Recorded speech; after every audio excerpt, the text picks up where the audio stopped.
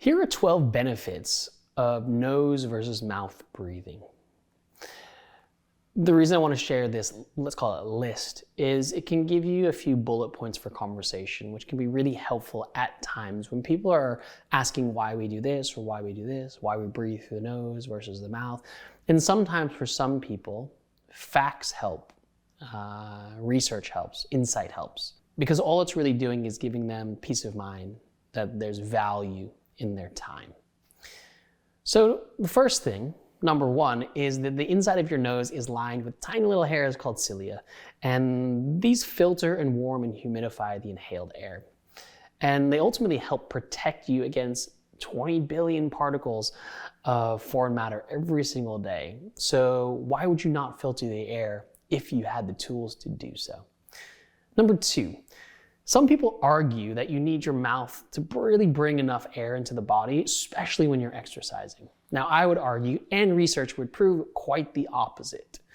Now, the extra resistance during nose breathing actually results in about 10 to 20% better oxygenation. So that extra effort or that extra work actually pays dividends in the way in which we can oxygenate and strengthen the lungs and bring air into the body that really can support exercise or performance.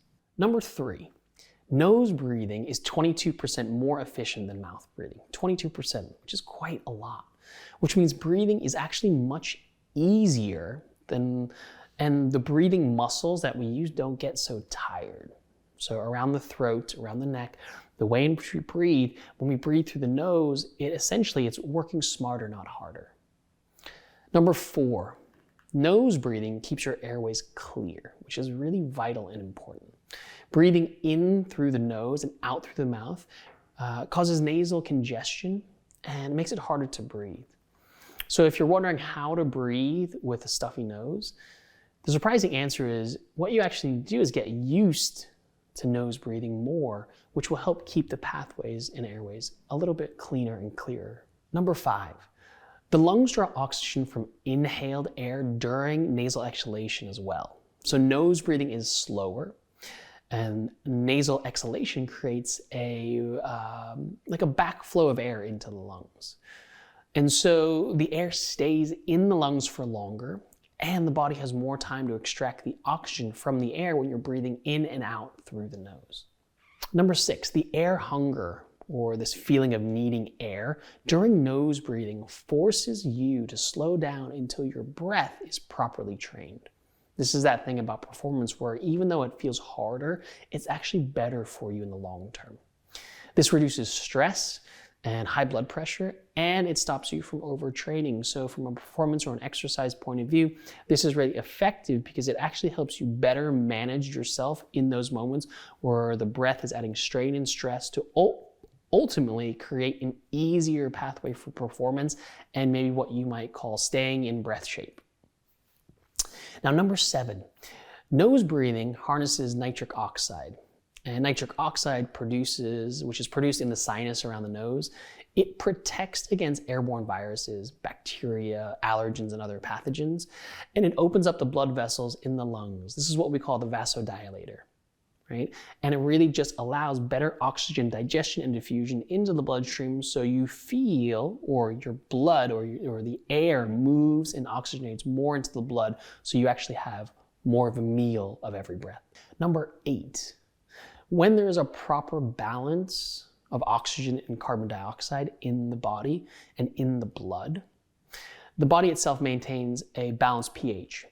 And what that actually means, or what that helps to understand, is that most oxygen travels around the body in the red blood cells. So your CO2 is the catalyst that causes the red blood cells to release this load of oxygen into the body. So it's helpful in that way. If you breathe through an open mouth, as opposed to through the nose, you lose too much CO2. So it just goes away. And so nose breathing enhances your body's ability to really access the oxygen in your blood at all times on all breath. Now, number nine, nose breathing during sleep can make sleep apnea less severe. Now, scientists found that during mouth breathing, apnea increases and oxygen desaturation can worsen.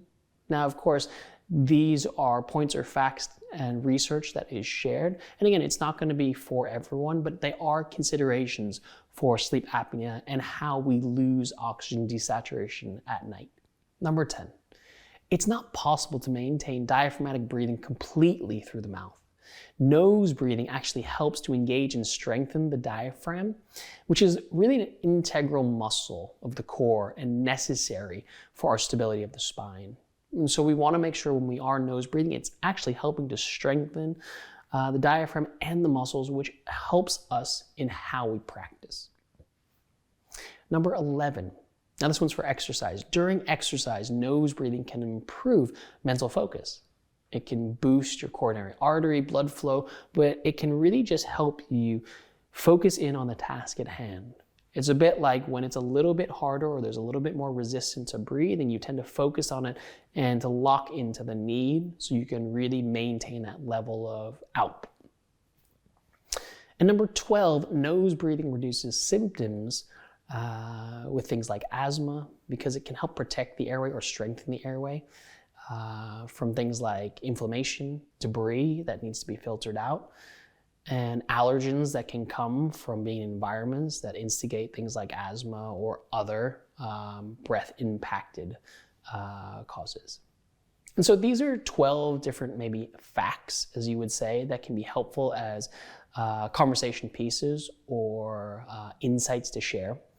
And it's just another way to really help to build the context around your conversations, to really show value in a breathwork practice and really leaning into nose breathing versus mouth breathing.